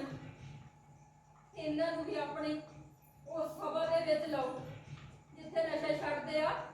ਉਹਨਾਂ ਤੋਂ ਲੈ ਕੇ ਜਾਓ। ਇਹ ਵੀ ਸਮਾਜ ਲਈ ਕੋਈ ਚੰਗਾ ਕੰਮ ਕਰਨ। ਉਹੀ ਕੰਮ ਜਿਹੜਾ ਸਰਦਾਰ ਭਗਤ ਸਿੰਘ ਨੇ ਆਪਣੇ ਸੁਪਨਿਆਂ ਵਿੱਚ ਸੱਜਿਆ ਸੀ। ਵੀਰ ਜੀ ਮੈਨੂੰ ਵੀ ਮਾਫ ਕਰ ਦਿਓ। ਮੈਂ ਵੀ ਤੌਬਾ ਕਰਦਾ ਕਿ ਅੱਜ ਤੋਂ ਬਾਅਦ ਕੋਈ ਨਸ਼ਾ ਨਹੀਂ ਵੇਚੂਗਾ। ਮੈਨੂੰ ਮਾਫ ਕਰ ਦਿਓ ਵੀਰ ਜੀ। ਕੀ ਸਾਡੀ ਇਹ ਗਲਤੀ ਮਾਫ ਕਰਨ ਯੋਗ ਹੈ? ਤੁਹਾਡੀ ਗਲਤੀ ਬਖਸ਼ੀ ਜਾਊਗੀ ਜੇ ਤੁਸੀਂ ਪ੍ਰਣ ਕਰਦੇ ਆ ਕਿ ਇੱਕ ਮੁੱਠ ਹੋ ਕੇ ਸਾਡੇ ਨਾਲ ਇਸ ਸੰਘਰਸ਼ ਦੇ ਨਾਲ ਜੁੜਦੇ ਹੋ। ਠੀਕ ਹੈ? ਇਹ ਆ ਦੋਸਤੀ। ਉਹ ਬੜਾਈਆ ਨੂੰ ਅਜੇ ਵੀ ਦਾਸ ਬੈਠਾ ਹੈ। ਇਹ ਵੀ ਉਦਾਸੀ ਨਾ ਮੇਰੇ ਕੋਲ ਹੱਲ ਆ। ਬਸ ਇਹਨੇ ਆਪਣੀ ਦਸਾਂ ਨੂੰਹਾਂ ਦੀ ਕਿਰਤ ਕਰਨੀ ਆ। ਚੱਕ ਕਰ ਦੇ। ਤੇ ਮੁੰਡੇ ਹੁਣ ਨੌਜਵਾਨ ਸਭਾ 'ਚ ਜਾਣਗੇ। ਇਨਕਲਾਬ ਜਿੰਦਾਬਾਦ। ਇਨਕਲਾਬ ਜਿੰਦਾਬਾਦ। ਕੀ ਬੋਲਣਾ। ਨਾਟਕ ਆਪਣੇ ਆਪ ਦੇ ਵਿੱਚ ਸਭ ਕੁਝ ਬੋਲ ਗਿਆ। ਸੋ ਉਹੀ ਗੱਲ ਕਿ ਪੂਰਾ ਹਫਤਾ ਹੋ ਗਿਆ 23 ਤਰੀਕ ਤੋਂ ਲੈ ਕੇ ਹੁਣ ਤੱਕ ਤੇ ਮੈਨੂੰ ਲੱਗਦਾ ਹੈ ਸਾਰਾ ਮਹੀਨਾ ਇਸੇ ਤਰ੍ਹਾਂ ਕਿ ਅਸੀਂ ਭਗਤ ਸਿੰਘ ਦੇ ਸੁਪਨਿਆਂ ਨੂੰ ਯਾਦ ਕਰਦੇ ਹੋਏ, ਭਗਤ ਸਿੰਘ ਦੇ ਫਲਸਫੇ ਨੂੰ ਆਪਣੀਆਂ ਅੱਖਾਂ ਰਾਹੀਂ ਦੇਖਦੇ ਹੋਏ ਆਪਣੇ ਰੋਮ ਵਿੱਚ ਵਸਾਉਣ ਦੀ ਕੋਸ਼ਿਸ਼ ਕਰ ਰਹੇ ਹਾਂ ਤੇ ਕੋਸ਼ਿਸ਼ ਕਰ ਰਹੇ ਹਾਂ ਆਪਣੇ ਆਪਣੇ ਪੱਧਰ ਤੇ, ਚਾਹੇ ਉਹ ਸਾਹਿਤਿਕ ਕੋਈ ਵੀ ਵਿਧਾ ਹੋਵੇ। ਸੰਧੂ ਬਿਆਨਵੀ ਜੀ ਨੇ ਬਹੁਤ ਸਾਰੀਆਂ ਗੱਲਾਂ ਕੀਤੀਆਂ ਭਗਤ ਸਿੰਘ ਜੀ ਹੁਣਾਂ ਬਾਰੇ। ਸੋ ਮੇਰੇ ਵੀਰ ਭੱਟੀ ਸਾਹਿਬ ਉਹਨਾਂ ਨੇ ਗੀਤ ਦੇ ਰਾਹੀਂ। ਸੋ ਸਭ ਦੇ ਮਨਾਂ ਦੇ ਵਿੱਚ ਇਹੀ ਜਜ਼ਬਾ ਹੈ ਕਿ ਅਸੀਂ ਇਸ ਜਜ਼ਬੇ ਨੂੰ ਸਿਰਫ ਦੇਖਣ, ਪੜ੍ਹਨ ਤੇ ਸੁਣਨ ਤੱਕ ਨਹੀਂ ਰਹਿਣ ਦਈਏ। ਸੋ ਉਸ ਨੂੰ ਪ੍ਰੈਕਟੀਕਲੀ ਰੂਪ ਦਈਏ ਕਿ ਜਿੱਥੇ ਕਿਤੇ ਸਾਨੂੰ ਲੱਗਦਾ ਹੈ ਕਿ ਇਹੋ ਜਿਹੀ ਸਮੱਸਿਆ ਹੈ, ਨਸ਼ੇ ਦੀ ਸਮੱਸਿਆ ਹੈ, ਕਿਸੇ ਨੌਜਵਾਨ ਨੂੰ ਸੇਧ ਦੇਣ ਦੀ ਲੋੜ ਹੈ ਜਾਂ ਕਿਤੇ ਕੋਈ ਗਲਤ ਹੋ ਰਿਹਾ, ਤੁਹਾਡੇ ਸਾਹਮਣੇ ਕਿਸੇ ਦੂਸਰੇ ਬੰਦੇ ਨਾਲ ਵਿਤਕਰਾ ਹੋ ਰਿਹਾ, ਤਾਂ ਅਸੀਂ ਉਹਦੇ ਖਿਲਾਫ ਆਵਾਜ਼ ਉਠਾਈਏ, ਲਾਮਬੰਦ ਹੋਈਏ ਤੇ ਭਗਤ ਸਿੰਘ ਦਾ ਜੋ ਸੁਪਨਿਆਂ ਦਾ ਸੰਸਾਰ ਹੈ, ਸਮਾਜ ਹੈ, ਉਸ ਨੂੰ ਸਿਰਜਣ ਦੇ ਵਿੱਚ ਆਪਣਾ ਯੋਗਦਾਨ ਪਾਈਏ। ਸੋ ਇੱਕ ਗੱਲ ਮੇਰੇ ਮਨ ਦੇ ਵਿੱਚ ਆ ਰਹੀ ਸੀ, ਡਾਕਟਰ ਸਾਹਿਬ ਗੱਲ ਕਰ ਰਹੇ ਸੀ ਕਿ ਦੋ ਜਿਹੜੇ ਪ੍ਰਸ਼ਨ ਹੈਗੇ ਆ ਉਹ ਅੱਜ ਸਾਡੇ ਸਾਹਮਣੇ ਨੇ ਕਿ ਸਕ੍ਰਿਪਟ ਜਿਹੜੀ ਹੈ ਉਹ ਆਪਣੇ ਆਪ 'ਚ ਪੂਰਨ ਹੈ ਤੇ ਫਿਰ ਮੰਚ ਦਾ ਕੀ ਯੋਗਦਾਨ ਹੈ ਕਿ ਜੇ ਰੰਗਮੰਚ ਆਪਣੇ ਆਪ ਸੰਪੂਰਨ ਹੈ ਤੇ ਫਿਰ ਸਕ੍ਰਿਪਟ ਦੀ ਕੀ ਲੋੜ ਹੈ। ਸੋ ਮੈਂ ਇਹ ਗੱਲ ਜਿਹੜੀ ਹੈ ਜਦੋਂ ਡਾਕਟਰ ਸਾਹਿਬ ਨੇ ਕਿਹਾ ਕਿ ਮੈਂ ਆਪਣੇ ਥੀਸਿਸ ਦੇ ਵਿੱਚ ਇਸ ਨੂੰ ਸਿੰਥੇਸਿਸ ਕੀਤਾ ਤੇ ਨਤੀਜਾ ਮੈਂ ਇਹੀ ਕੱਢਿਆ ਕਿ ਜਦ ਤੱਕ ਇਹ ਬਹਿਸ ਚੱਲਦੀ ਰਹੇਗੀ ਰੰਗਮੰਚ ਤਰੱਕੀ ਕਰਦਾ ਰਹੇਗਾ, ਕਿਉਂਕਿ ਦੋਨੋਂ ਤਰ੍ਹਾਂ ਆਪਣੇ ਜਿਹੜੀ ਆਪਣੀ ਗੱਲ ਨੂੰ ਸਹੀ ਸਾਬਤ ਕਰਨ ਦੇ ਲਈ ਪਹਿਲਾਂ ਨਾਲੋਂ ਵਧੇਰੇ ਮਿਹਨਤ ਕਰਨਗੀਆਂ। ਨਾਟਕਕਾਰ ਪਹਿਲਾਂ ਨਾਲੋਂ ਵਧੀਆ ਸਕ੍ਰਿਪਟ ਲਿਖਣਗੇ ਤਾਂ ਕਿ ਉਹਨਾਂ ਨੂੰ ਲੱਗੇ ਕਿ ਸਕ੍ਰਿਪਟ ਹੀ ਸਭ ਕੁਝ ਹੈ, ਤੇ ਨਿਰਦੇਸ਼ਕ ਫਿਰ ਵੀ ਆਪਣੀ ਸਪੇਸ ਲੱਭਦੇ ਰਹਿਣਗੇ ਇਹ ਸਾਬਤ ਕਰਨ ਲਈ ਕਿ ਰੰਗਮੰਚ ਜਿਹੜਾ ਉਹ ਸਕ੍ਰਿਪਟ ਤੋਂ ਵੱਧ ਹੈ। ਪਰ ਫਿਰ ਵੀ ਮੈਂ ਕਹਾਂਗਾ ਕਿ ਰੰਗਮੰਚ ਸਕ੍ਰਿਪਟ ਤੋਂ ਬਿਨਾਂ ਨਹੀਂ ਹੈ ਤੇ ਸਕ੍ਰਿਪਟ ਜਿਹੜੀ ਹੈ ਉਹ ਜਦ ਤੱਕ ਰੰਗਮੰਚ ਨਹੀਂ ਹੈ ਉਹਨੂੰ ਪੂਰਨਤਾ ਨਹੀਂ ਮਿਲ ਸਕਦੀ। ਇੱਕ ਅਣਵਿਆਹੀ ਕੁੜੀ ਦੀ ਤਰ੍ਹਾਂ ਹੈ ਜਿਸ ਨੂੰ ਸੁਹਾਗ ਪ੍ਰਾਪਤ ਨਹੀਂ ਹੋਇਆ, ਫਿਰ ਉਹ ਇਸੇ ਤਰ੍ਹਾਂ ਕੁਆਰੀ ਰਹਿ ਜਾਏਗੀ। ਸੋ ਜੇ ਉਹਨੇ ਵਿਆਹੀ ਜਾਣਾ, ਜੇ ਉਹਨੇ ਆਪਣੀਆਂ ਸੱਧਰਾਂ ਨੂੰ ਜਿਉਣਾ ਤਾਂ ਉਹਨੂੰ ਰੰਗਮੰਚ ਤੇ ਚੜ੍ਹਨਾ ਹੀ ਪਏਗਾ। ਸੋ ਅੱਜ ਦੇ ਇਸ ਮੁਕੱਦਸ ਦਿਵਸ ਤੇ ਤੁਸੀਂ ਸਾਰੇ ਹੀ ਇੱਥੇ ਸ਼ਿਰਕਤ ਕੀਤੀ, ਰੰਗਮੰਚ ਨੂੰ ਸਜਦਾ ਕੀਤਾ, ਸਲਾਮ ਕੀਤਾ। ਸੋ ਤੁਹਾਡਾ ਸਭ ਦਾ ਬਹੁਤ ਬਹੁਤ ਸ਼ੁਕਰੀਆ ਤੇ ਬੀਬਾ ਜੀ ਦਾ ਜਿਨ੍ਹਾਂ ਨੇ 2 ਨਾਟਕ ਅੱਜ ਦੀ ਸ਼ਾਮ ਸਾਨੂੰ ਦਿਖਾਏ ਤੇ ਸਾਨੂੰ ਜੋ ਚੰਗਾ ਸੁਨੇਹਾ ਦਿੱਤਾ ਕਿ ਅਸੀਂ ਕੋਸ਼ਿਸ਼ ਕਰਾਂਗੇ ਕਿ ਇਸ ਫਲਸਫੇ ਨੂੰ ਆਪਣੀ ਜ਼ਿੰਦਗੀ 'ਚ ਲਾਗੂ ਕਰੀਏ, ਪ੍ਰੈਕਟੀਕਲੀ ਇਸ ਚੀਜ਼ ਨੂੰ ਅਪਣਾਈਏ ਤੇ ਆਪਣਾ ਬਣਦਾ ਯੋਗਦਾਨ ਪਾਉਣ ਦੀ ਕੋਸ਼ਿਸ਼ ਕਰੀਏ। ਬਹੁਤ ਬਹੁਤ ਧੰਨਵਾਦ। ਅੱਜ ਵਿਸ਼ਵ ਰੰਗਮੰਚ ਦਿਵਸ ਦੀਆਂ ਸਭ ਨੂੰ ਬਹੁਤ ਬਹੁਤ ਵਧਾਈ। ਆਪਣੇ ਵਿੱਚ 2 ਕਿਸਮ ਦੇ ਲੋਕ ਬੈਠੇ ਆ, ਇੱਕ ਜਿਹੜੇ ਥੀਏਟਰ ਕਰ ਰਹੇ ਆ ਤੇ ਇੱਕ ਜਿਹੜੇ ਥੀਏਟਰ ਦੇਖਦੇ ਆ ਦਰਸ਼ਕ ਦੇ ਤੌਰ ਤੇ। ਜਿਹੜੇ ਥੀਏਟਰ ਕਰ ਰਹੇ ਆ ਮੈਂ ਉਹਨਾਂ ਲਈ ਕੁਝ ਗੱਲਾਂ ਕਰਨੀਆਂ ਕਿਉਂਕਿ ਅੱਜ ਦੇ ਦਿਨੋਂ ਗੱਲਾਂ ਦੀ ਬਹੁਤ ਵੱਡੀ ਮਹੱਤਤਾ ਹੈ। ਅੱਜ ਸਾਰੀ ਦੁਨੀਆ ਦੇ ਵਿੱਚ ਵਿਸ਼ਵ ਰੰਗਮੰਚ ਦਿਵਸ ਮਨਾਇਆ ਜਾਂਦਾ। ਕਿਉਂ ਮਨਾਇਆ ਜਾਂਦਾ ਤੇ ਅੱਜ ਦੇ ਦਿਨ ਹੀ ਕਿਉਂ ਹੈ ਤੇ ਅੱਜ ਦੇ ਦਿਨ ਆਪਾਂ ਕੀ ਪ੍ਰਣ ਕਰਦੇ ਹਾਂ ਜਿਹੜੇ ਥੀਏਟਰ ਨਾਲ ਜੁੜੇ ਲੋਕ ਆ ਉਹ ਕੁਝ ਗੱਲਾਂ ਹੈ। ਇੰਦਰਜੀਤ ਜੀ ਚਲ ਗਏ ਤੇ ਬੈਠੇ? ਅੱਛਾ, ਇੰਦਰਜੀਤ ਲਈ ਖਾਸ ਕਰਕੇ ਕਿਉਂਕਿ ਉਹ ਡਰਾਮਾ ਤੇ ਨਾਟਕ ਦੇ ਸਕਾਲਰ ਹੈ। ਬਾਕੀ ਕੁਝ ਲੋਕ ਜਿਹੜੇ ਮਤਲਬ ਕੋਈ ਹੋਰ ਆਪਣਾ ਲੱਗੇ ਹੋ ਫੋਨ ਤੇ ਹੋਰ ਪਾਸੇ, ਉਹਨਾਂ ਜਿਹੜੇ ਟੈਕਨੀਕਲ ਦੀਆਂ ਗੱਲਾਂ ਮੈਂ ਕੁਝ ਕਰਨੀਆਂ ਚਾਹੁੰਦਾ। ਅੱਜ ਸਵੇਰੇ ਵੀ ਪੰਜਾਬੀ ਯੂਨੀਵਰਸਿਟੀ ਦੇ ਵਿੱਚ ਸਟੇਟ ਲੈਵਲ ਦਾ ਫੰਕਸ਼ਨ ਸੀ ਤੇ ਮੈਂ ਉੱਥੇ ਹੀ ਸੀ ਤੇ ਉਹ ਫੰਕਸ਼ਨ ਜਿਹੜਾ ਸੀ ਇੰਟਰਨੈਸ਼ਨਲ ਥੀਏਟਰ ਫਿਲਮ ਤੇ ਟੀਵੀ ਜਿਹੜੀ ਇੰਸਟੀਟਿਊਸ਼ਨ ਹੈ ਜਿਹਦੇ ਗੁਰਪ੍ਰੀਤ ਘੁੱਗੀ ਪ੍ਰਧਾਨ ਹੈ ਉਹਨਾਂ ਵੱਲੋਂ ਮਨਾਇਆ ਜਾਣਾ ਸੀ ਤੇ ਕੁਝ ਸਨਮਾਨ ਰੱਖੇ ਸੀ 4 ਬੰਦਿਆਂ ਦੇ। ਮੇਰਾ ਵੀ ਉਹਦੇ ਵਿੱਚ ਇੱਕ ਸਨਮਾਨ ਸੀ। ਅੱਜ ਸ਼ਾਮ ਨੂੰ ਉੱਥੇ ਕੇਵਲ ਢਾਲੀਵਾਲ ਦਾ ਇੱਕ ਬਹੁਤ ਵੱਡਾ ਪਲੇ ਇਸ ਵੇਲੇ ਹੋ ਰਿਹਾ ਹੋਣਾ, ਮੈਂ ਰੋ ਕਿਉਂ ਨਾ ਲਵਾਂ, ਬਰਿਆਮ ਮਸਤ ਦੀ ਕਹਾਣੀ ਤੇ ਆਧਾਰਿਤ ਹੈ। ਸਾਰੀ ਦੁਨੀਆ ਦੇ ਵਿੱਚ ਜਿੱਥੇ ਵੀ ਥੀਏਟਰ ਦੇ ਲੋਕ ਬੈਠੇ ਆ ਅੱਜ ਆਪੋ ਆਪਣੇ ਥਾਂ ਤੇ ਥੀਏਟਰ ਕਰ ਰਹੇ ਆ। ਜਿਵੇਂ ਆਪਾਂ ਦੀਵਾਲੀ ਨੂੰ ਆਪਣੇ ਆਪਣੇ ਘਰਾਂ 'ਚ ਦੀਵੇ ਜਗਾਉਂਦੇ ਆ, ਅਸੀਂ ਕਿਤੇ ਵੀ ਹੋਈਏ ਆਪਣੇ ਘਰਾਂ 'ਚ ਰੋਸ਼ਨੀ ਕਰਦੇ ਆ। ਇਹ ਉਪਰਾਲਾ ਇਸ ਕਰਕੇ ਆਜ਼ਾਦ ਰੰਗਮੰਚ ਨੂੰ ਬਹੁਤ ਬਹੁਤ ਬਹੁਤ ਮੁਬਾਰਕਾਂ ਕਿ ਉਹਨਾਂ ਨੇ ਅੱਜ ਦੇ ਦਿਨ ਨੂੰ ਜਿੰਦਾ ਰੱਖ ਕੇ ਵਿਸ਼ਵ ਰੰਗਮੰਚ ਦੇ ਦਿਵਸ ਦੇ ਵਿੱਚ ਜਿਹੜੀ ਆਪਣੇ ਇਸ ਦਿਨ ਦੀ ਮਹੱਤਤਾ ਦੇ ਵਿੱਚ ਵਾਧਾ ਕੀਤਾ। ਮੈਂ ਦੱਸਦਾ 1961 ਦੇ ਵਿੱਚ ਇਹ ਦਿਵਸ ਮਨਾਉਣਾ ਸ਼ੁਰੂ ਹੋਇਆ ਸੀ ਤੇ ਸਬੱਬ ਦੇ ਨਾਲ 61 ਸਾਲ ਬਾਅਦ 1922 'ਚ ਆਪਾਂ ਖੜੇ ਹਾਂ। ਮਨਾਉਂਦੇ ਆਪਾਂ ਇਸ ਕਰਕੇ ਆ ਕਿ ਜਿਹੜੇ ਪਰਫਾਰਮਿੰਗ ਆਰਟਸ ਹੁੰਦੇ ਆ ਮੰਚ ਦੇ ਉੱਤੇ ਸਾਹਮਣੇ, ਚਾਹੇ ਨ੍ਰਿਤ ਹੋਵੇ, ਚਾਹੇ ਉਹ ਸੰਗੀਤ ਦੀ ਹੋਵੇ, ਚਾਹੇ ਥੀਏਟਰ ਦੀ ਹੋਵੇ। ਹੁਣ ਅੱਜ ਕੱਲ੍ਹ ਟੀਵੀ ਵੀ ਜੁੜ ਗਿਆ ਤੇ ਨਾਲ ਫਿਲਮ ਵੀ ਜੁੜ ਗਈ ਹੈ, ਯਾਨੀ ਸਿਨੇਮਾ ਦਾ ਵੀ ਹੋ। ਜਿਹੜੇ ਪਰਫਾਰਮਿੰਗ ਆਰਟਸ ਦੇ ਫਾਰਮ ਦੇ ਵਿੱਚ ਹੈ, ਇੱਕ ਪੇਂਟਿੰਗ ਹੁੰਦੀ ਹੈ ਦੂਸਰੀ ਫਾਰਮ 'ਚ ਆ ਜਾਂਦੀ ਹੈ, ਜਾਂ ਜਿਹੜੀ ਦੂਸਰੀ ਲਲਿਤ ਕਲਾਵਾਂ, ਉਹਨਾਂ ਦੀ ਮੈਂ ਗੱਲ ਨਹੀਂ ਕਰਦਾ, ਜਿਹੜੇ ਮੰਚ ਦੇ ਉੱਤੇ ਕਲਾਵਾਂ ਹੁੰਦੀਆਂ। ਇਸ ਦਿਨ ਇੱਕ ਆਇਦ ਕੀਤਾ ਜਾਂਦਾ ਕਿ ਜਿਹੜੇ ਥੀਏਟਰ ਨਾਲ ਜੁੜੇ ਲੋਕ ਹੈ, ਨਾਟਕ ਸਿਰਫ ਐਸੀ ਕਲਾ ਹੈ ਕਿ ਮਨੋਰੰਜਨ ਦੇ ਲਈ ਨਹੀਂ ਹੈ ਸਿਰਫ। ਇਹਦਾ ਮਕਸਦ ਹੈ ਕਿ ਸਮਾਜ ਦੇ ਵਿੱਚ, ਦੁਨੀਆ ਦੇ ਵਿੱਚ ਜਦੋਂ ਤੱਕ ਸਮਾਨਤਾ ਨਹੀਂ ਹੈ, ਦੁਨੀਆ ਦੇ ਵਿੱਚ ਬਰਾਬਰੀ ਨਹੀਂ ਹੈ, ਚਾਹੇ ਉਹ ਬਰਾਬਰੀ ਆਰਥਿਕ ਪੱਧਰ ਤੇ ਹੋਵੇ, ਆਪਾਂ ਅਮੀਰ ਗਰੀਬ ਹੋਈਏ, ਚਾਹੇ ਉਹ ਬਰਾਬਰੀ ਜਿਹੜੀ ਹੈ ਰੰਗ ਨਸਲ ਭੇਦ ਤੇ ਹੋਵੇ, ਗੋਰੇ ਕਾਲੇ ਦਾ ਕਿਤੇ ਵਿਤਕਰਾ ਹੋਵੇ, ਜਾਂ ਉਹ ਕਿਤੇ ਜਾਤ ਪਾਤ ਦੇ ਆਧਾਰ ਤੇ ਹੋਵੇ, ਜਾਂ ਕਿਸੇ ਧਰਮ ਦੇ ਫਿਰਕੂ ਤੌਰ ਤੇ ਹੋਵੇ, ਜਿਸ ਨੂੰ ਆਪਾਂ ਭਗਤ ਸਿੰਘ ਦਾ ਸੁਪਨਾ ਵੀ ਕਹਿੰਦੇ ਹਾਂ।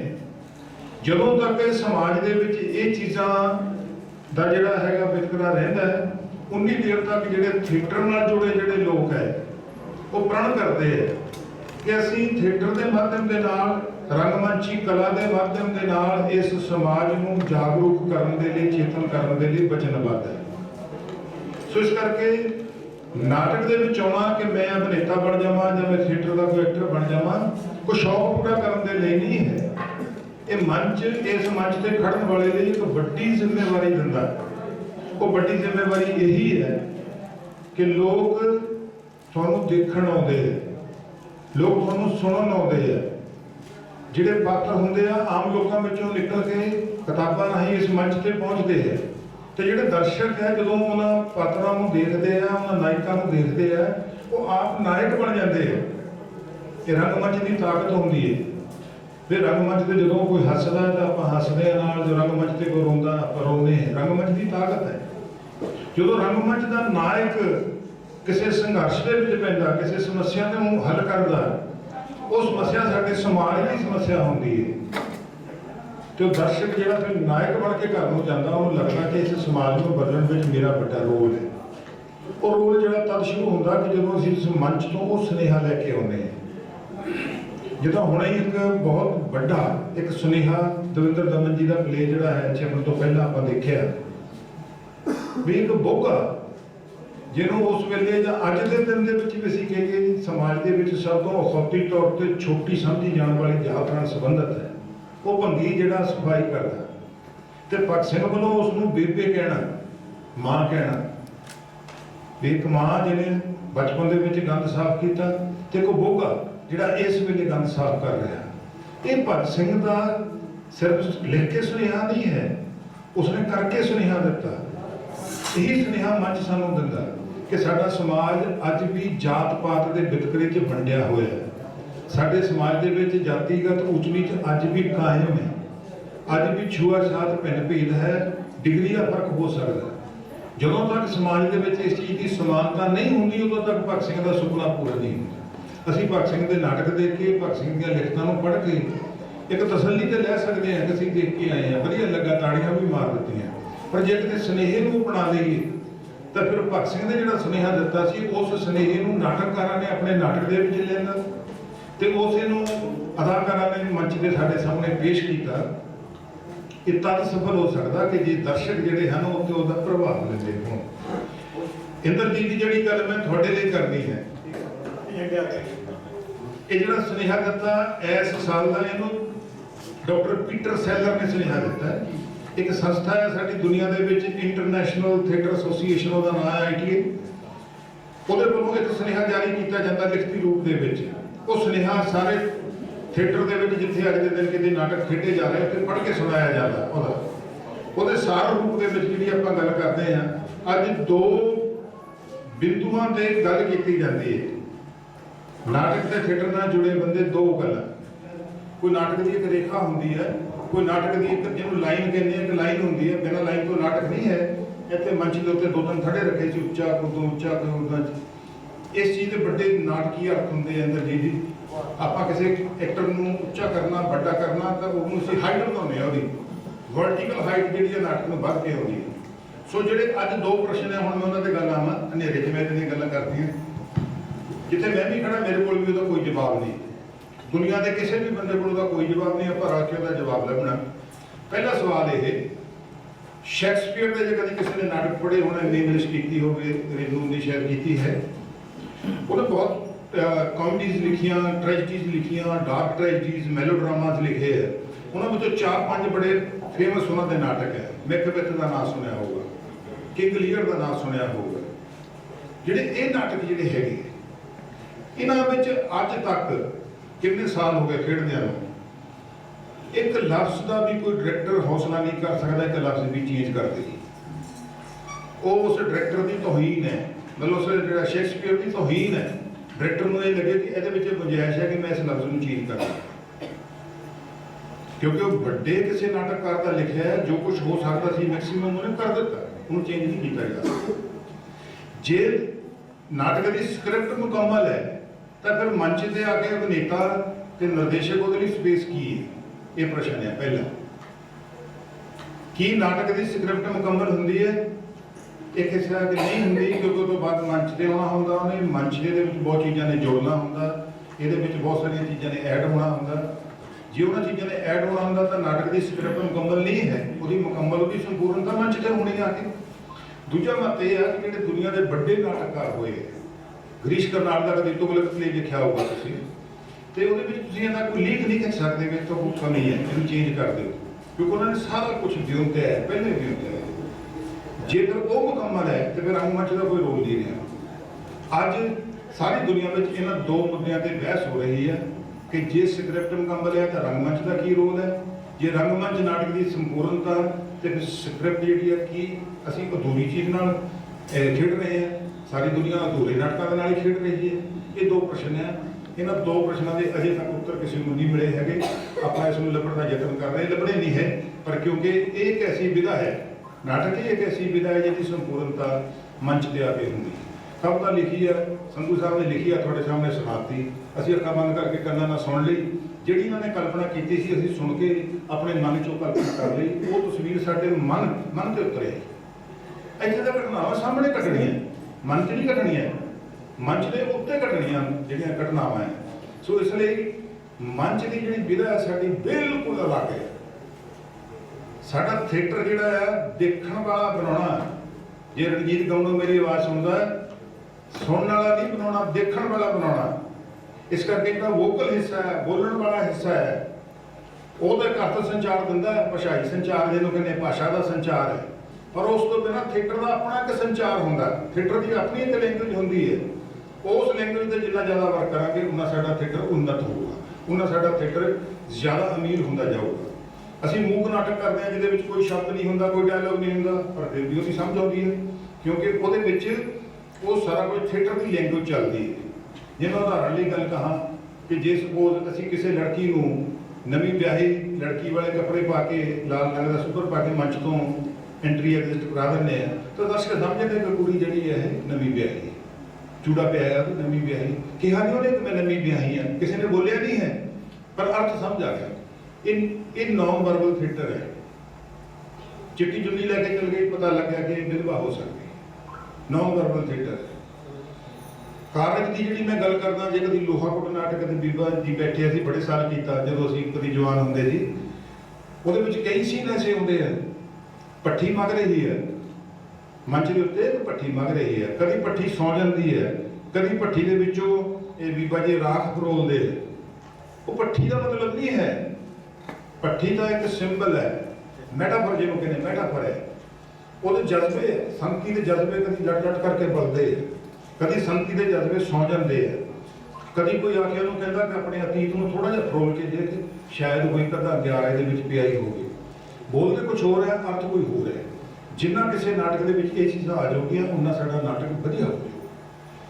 ਸਭ ਤੋਂ ਵੱਡੀ ਜ਼ਿੰਮੇਵਾਰੀ ਅਭਿਨੇਤਾ ਦੀ ਹੈ, ਜਿਹਨੇ ਕਲਾਕਾਰ ਬੈਠੇ ਆ ਸਾਡੇ, ਵੀ ਜਿੰਨਾ ਡਾਇਰੈਕਟਰ ਨੇ ਜ਼ੋਰ ਲਾਇਆ, ਜਿੰਨਾ ਲੇਖਕ ਨੇ ਜ਼ੋਰ ਲਾਇਆ, ਲਾਸਟ ਤੇ ਜਾ ਕੇ ਲੋਕਾਂ ਸਾਹਮਣੇ ਤਾਂ ਸਿਰਫ ਅਭਿਨੇਤਾ ਹੀ ਹੋਣੇ ਆ। ਜੇ ਕਲਾਕਾਰ ਚੰਗੇ ਆ ਤਾਂ ਸਾਰਾ ਇੰਪ੍ਰੈਸ਼ਨ, ਸਾਰਾ ਨਾਟਕ ਦਾ ਸੰਚਾਰ, ਟੋਟਲ ਕਮਿਊਨੀਕੇਸ਼ਨ ਜਿਹੜੀ ਹੈ ਸਹੀ ਹੋ ਜਾਊਗੀ।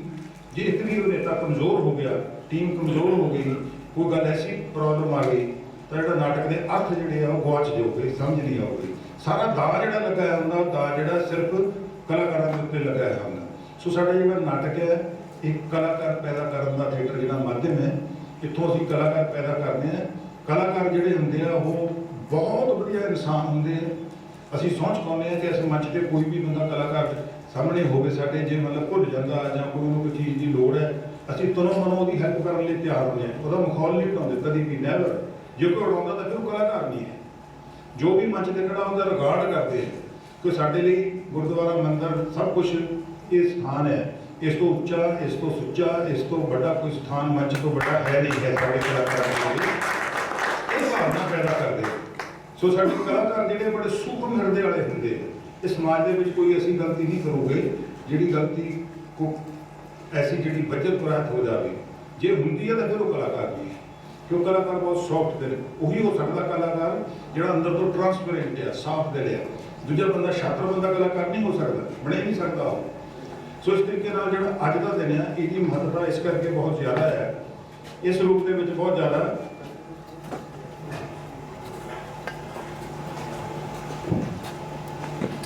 ਬੱਚੀ ਸਾਹਿਬ ਪਹੁੰਚੇ।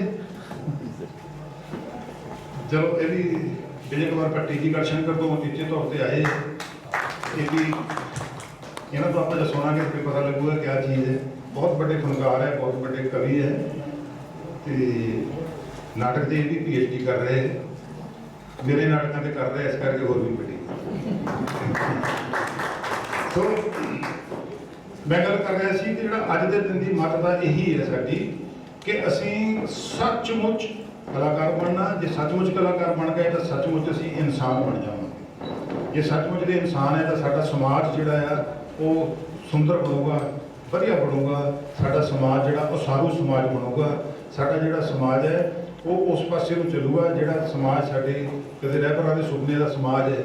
ਉਹ ਸਮਾਜ ਜਿਹੜਾ ਸਾਡੇ ਸ਼ਹੀਦਾਂ ਦੇ ਸੁਪਨਿਆਂ ਦਾ ਸਮਾਜ ਹੈ। ਉਹ ਸਮਾਜ ਜਿਸ ਦੀ ਅਸੀਂ ਕਲਪਨਾ ਕਰਦੇ ਹਾਂ, ਕਲਾਕਾਰਾਂ ਦੀ ਉਹਦੇ ਵਿੱਚ ਵੱਡਾ ਯੋਗਦਾਨ ਹੋਊਗਾ, ਉਹਦੇ ਵਿੱਚ ਵੱਡੀ ਭੂਮਿਕਾ ਉਹਦੇ ਵਿੱਚ ਸਾਹਮਣੇ ਨਿਕਲ ਕੇ ਆਊਗੀ। ਕਿਉਂਕਿ ਕਲਾਕਾਰ ਦੇ ਕੋਲ ਇੱਕ ਸਥੈਟਿਕ ਹੁੰਦੀ ਹੈ, ਸੋਹਜ ਹੁੰਦਾ। ਉਹ ਸੋਹਜ ਕਰਕੇ ਕਲਾਕਾਰ ਹੈ। ਉਹ ਜਿਹੜੀ ਸੌਫਟਨੈਸ ਹੈ ਕਲਾਕਾਰ ਦੀ, ਉਹਦੇ ਨਾਲ ਸਾਡੇ ਸਮਾਜ ਦੀਆਂ ਜਿੰਨੀਆਂ ਨਾ ਬਹੁਤ ਕਲਖੀਆਂ ਹੈ, ਔਰ ਸਮਾਜ ਦੀਆਂ ਜਿਹੜੀਆਂ ਬਹੁਤ ਜ਼ਿਆਦਾ ਰੇਂਜਸ ਵਧੀਆਂ ਹੈ। ਨਿੱਕੀ ਨਿੱਕੀ ਗੱਲ ਤੇ ਆਪਾਂ ਲੜਦੇ ਆ, ਸੜਕ ਤੇ ਜਾਂਦੇ ਕਿੰਨਾ ਗੁੱਸਾ, ਕਿੰਨੀ ਸਾਰੀਆਂ ਚੀਜ਼ਾਂ, ਕਲਾਕਾਰ ਵੀ ਇਸ ਕੰਮ ਕਰੂਗਾ। ਸੋ ਇਸ ਤਰੀਕੇ ਦੇ ਨਾਲ ਸਾਡੇ ਅੱਜ ਦੇ ਦਿਨ ਦੀ ਮਹੱਤਤਾ ਆਪਣੇ ਆਪ ਦੇ ਵਿੱਚ ਬਹੁਤ ਵੱਡੀ ਹੈ। ਸੋ ਇਹ ਥੀਏਟਰ ਜਿਹੜਾ ਮੰਚ ਜਿਹੜਾ ਹੈਗਾ ਅੱਜ ਦੇ ਦਿਨ ਕਿਤੇ ਵੀ ਕੋਈ ਬੈਠਾ, ਕਿਤੇ ਵੀ ਦੁਨੀਆ ਦੇ ਕਿਸੇ ਵੀ ਕੋਨੇ ਦੇ ਵਿੱਚ, ਲਗਭਗ 162 ਦੇਸ਼ਾਂ ਦੇ ਵਿੱਚ ਅੱਜ ਵਰਲਡ ਥੀਏਟਰ ਡੇ ਮਨਾਇਆ ਜਾ ਰਿਹਾ ਤੇ ਸਾਰੇ ਦੇਸ਼ਾਂ ਦੇ ਵਿੱਚ ਇਹੀ ਸੁਨੇਹਾ ਹੈ ਜਿਹੜਾ ਮੈਂ ਪੀਟਰ ਸੈਲਰ ਦੀ ਤੁਹਾਡੇ ਨਾਲ ਗੱਲ ਕੀਤੀ ਹੈ। ਜੇ ਕਿਸੇ ਨੇ ਪੜ੍ਹਨਾ ਹੋਵੇ ਐਗਜ਼ੈਕਟ ਇੰਗਲਿਸ਼ ਦੇ ਵਿੱਚ ਲਿਖਿਆ ਸਾਡੇ ਕੋਲ ਹੈ, ਉਹ ਵੀ ਪੜ੍ਹ ਸਕਦਾ ਜੇ ਕਿਸੇ ਨੂੰ ਇਹਦਾ ਸ਼ੌਕ ਹੈ। ਪੀਟਰ ਸੈਲਰ ਕੌਣ ਸੀ ਤੇ ਉਹਦਾ ਸੁਨੇਹਾ ਕੀ ਸੀ, ਕਿਸ ਪ੍ਰਕਾਰ ਸੀ, ਕੋਵਿਡ ਦੇ ਦਿਨਾਂ ਦੇ ਵਿੱਚ ਥੀਏਟਰ ਨੇ ਕੀ ਸੰਘਰਸ਼ ਕੀਤਾ, ਅੱਜ ਅਸੀਂ ਥੀਏਟਰ ਦਾ ਕੀ ਕੰਮ ਕਰ ਰਹੇ ਹਾਂ। ਸੋ ਇਸ ਤਰੀਕੇ ਦੇ ਨਾਲ ਮੈਂ ਇੱਕ ਵਾਰੀ ਰੂਪਵਾਲ ਜੀ ਨੂੰ ਬਹੁਤ ਜ਼ਿਆਦਾ, ਇੰਦਰਜੀਤ ਜੀ ਨੂੰ ਮੁਬਾਰਕਾਂ ਦਿੰਦਾ ਕਿ ਉਹਨਾਂ ਨੇ ਬਹੁਤ ਖੂਬਸੂਰਤ ਰਚਨਾ ਦੀ ਚੋਣ ਕੀਤੀ। ਬਹੁਤ ਹੀ ਖੂਬਸੂਰਤ ਅੰਦਾਜ਼ ਦੇ ਨਾਲ ਮੰਚ ਤੇ ਉਹਨਾਂ ਨੇ ਪੇਸ਼ ਕੀਤਾ। ਰੂਪਵਾਲੇ ਸਾਹਿਬ ਇਹ ਕੁਝ ਨਹੀਂ ਹੁੰਦਾ ਕਿ ਪਹਿਲਾ ਸ਼ੋਅ ਆ ਜਾਂ ਦੂਸਰਾ ਜਾਂ 10ਵਾਂ, ਲਾਈਵ ਆਰਟ ਹੈ ਇਹ, ਕੋਈ ਰੀਟੇਕ ਦੀ ਕੋਈ ਗੁੰਜਾਇਸ਼ ਨਹੀਂ ਹੈ। ਕਲਾਕਾਰ ਭੁੱਲ ਵੀ ਜਾਂਦੇ ਆ, ਕਲਾਕਾਰ ਜਿਵੇਂ ਆਪਾਂ ਸੋਚਿਆ ਉਹ ਤਾਂ ਨਿਭ ਵੀ ਨਹੀਂ ਸਕਦੇ ਹੁੰਦੇ, ਕਈ ਵਾਰੀ ਹੁੰਦਾ ਹੀ ਹੈ। ਲਾਈਵ ਆਰਟ ਹੈ, ਸਾਹਮਣੇ ਹੀ ਹੈ, ਪਰ ਹਰ ਕੋਈ ਕਰ ਵੀ ਨਹੀਂ ਸਕਦਾ। ਇੱਥੇ ਕਰਨ ਲਈ ਬੜਾ ਹੌਸਲਾ ਚਾਹੀਦਾ। ਸਾਰੇ ਕਲਾਕਾਰ ਜਿਨ੍ਹਾਂ ਨੇ ਮੰਚ ਤੇ ਆ ਕੇ ਪੇਸ਼ ਕੀਤਾ ਉਹਨਾਂ ਨੂੰ ਮੈਂ ਦਿਲੀ ਮੁਬਾਰਕਬਾਦ ਦਿੰਦਾ ਕਿ ਬਹੁਤ ਵੱਡਾ ਹੌਸਲਾ ਹੈ। ਇਹ ਇਸ ਕਾਫਲੇ ਦਾ ਹਿੱਸਾ ਬਣੇ ਜਿਹੜੇ ਵੱਡਾ ਆਪਾਂ ਕੰਮ ਕਰਨਾ, ਕਿ ਵੱਡੇ ਚੱਲ ਕੇ ਵੱਡੇ ਕੰਮ ਕਰਾਂਗੇ। ਸੋ ਉਹਨਾਂ ਦੀ ਚਾਹੇ ਸ਼ੁਰੂਆਤ ਹੈ ਬਹੁਤ ਵੱਡੀ ਹੈ। ਦੂਸਰਾ ਇਹਨਾਂ ਨੇ ਕਿਹਾ ਕਿ ਅੱਜ ਲਾਸਟ ਦਿਨ ਤੇ ਹੀ ਇੱਕ ਕਲਾਕਾਰ ਨੂੰ ਅਸੀਂ ਪਾਇਆ ਅੱਧਾ ਘੰਟਾ ਜਾਂ ਘੰਟਾ ਪਹਿਲਾਂ। ਇਹੀ ਤਾਂ ਸਾਡਾ ਸਲੋਗਨ ਹੈ, ਸ਼ੋ ਮਸਟ ਗੋ ਔਨ। ਕੁਝ ਵੀ ਹੋ ਜਾਏ ਸ਼ੋ ਫਿਕਸ ਕਰਦਾ, ਸ਼ੋ ਨਹੀਂ ਖਤਮ ਹੋ ਸਕਦਾ। ਸਾਰੀ ਦੁਨੀਆ ਦੇ ਪਹਿਲਾ ਫਸਟ ਸਲੋਗਨ ਥੀਏਟਰ ਦਾ ਇਹੀ ਹੈ, ਸ਼ੋ ਮਸਟ ਗੋ ਔਨ। ਕੋਈ ਮਰ ਜਾਵੇ, ਕੋਈ ਜੰਮ ਪਵੇ, ਕੋਈ ਟੁੱਟ ਜਾਵੇ, ਕੋਈ ਭੱਜ ਜਾਵੇ, ਕੁਛ ਹੋ ਜਾਵੇ, ਸ਼ੋ ਚੱਲਣਾ ਚਾਹੀਦਾ। ਇਹ ਵੱਡਾ ਸਲੋਗਨ ਹੈ ਜਿਹੜਾ। ਸੋ ਤੁਸੀਂ ਇਹ ਤੇ ਨਿਭੇ ਆ, ਬਹੁਤ ਕਮਾਲ ਹੈ, ਬਹੁਤ ਵਧੀਆ ਤਰੀਕੇ ਨਾਲ ਕੀਤਾ। ਸੋ ਤੁਹਾਨੂੰ ਤੇ ਤੁਹਾਡੀ ਸਾਰੀ ਟੀਮ ਨੂੰ, ਇੱਕ ਵਿਸ਼ੇਸ਼ ਕਰਕੇ ਉਹ ਬੱਚੀ ਜਿਹਨੇ ਗਾਇਆ ਸੀ ਤੇ ਬੇਟੀ, ਸ਼ਾਇਦ ਬੇਟੀ ਹੈ ਤੁਹਾਡੀ, ਕਿਆ ਬਾਤ ਹੈ, ਬਹੁਤ ਖੂਬਸੂਰਤ, ਬਹੁਤ ਵਧੀਆ, ਬਹੁਤ ਹੀ ਵਧੀਆ ਗਾਇਆ। ਕਿਉਂਕਿ ਇਹ ਸੈਂਸ ਹੁੰਦੀ ਹੈ ਜਿਹੜਾ ਥੀਏਟਰ 'ਚ ਗਾਉਣਾ ਤੇ ਖੁੱਲੀਆਂ ਸਟੇਜਾਂ ਤੇ ਗਾਉਣ ਦਾ ਬਹੁਤ ਫਰਕ ਹੈ। ਗੀਤ ਨਹੀਂ ਗਾਉਣਾ ਹੈ, ਅਸੀਂ ਨਾਟਕ ਦੇ ਵਿੱਚ ਉਸ ਚੀਜ਼ ਨੂੰ ਪਰੋਣਾ ਹੁੰਦਾ, ਬਹੁਤ ਸਾਰੀ ਚੀਜ਼ਾਂ ਨੂੰ, ਉਸ ਸੋਚ ਨੂੰ ਪਰੋ ਕੇ ਤਾਂ ਗੀਤ ਬਣਦੇ ਆ ਨਾਟਕ ਦੇ। ਸੋ ਇਹਨਾਂ ਨੇ ਬਹੁਤ ਹੀ ਖੂਬਸੂਰਤ ਤਰੀਕੇ ਨਾਲ ਗਾਇਆ, ਸਾਰਿਆਂ ਨੇ ਬਹੁਤ ਵਧੀਆ ਕੰਮ ਕੀਤਾ, ਬਹੁਤ ਬਹੁਤ ਵਧਾਈ। ਆਜੋ ਭਾਈ। ਡਾਕਟਰ ਦਵਿੰਦਰ ਜੀ ਜਿਹਨਾਂ ਨਾਲ ਵਾਸਤਾ ਤਕਰੀਬਨ 25-26 ਸਾਲ ਤੋਂ ਹੈ ਤੇ ਹਮੇਸ਼ਾ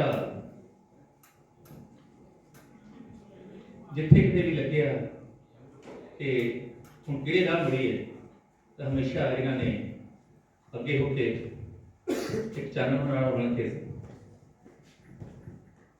ਰਸਤੇ ਦੱਸੇ ਨੇ। ਸੰਧੂ ਵਿਆਨੀ ਜੀ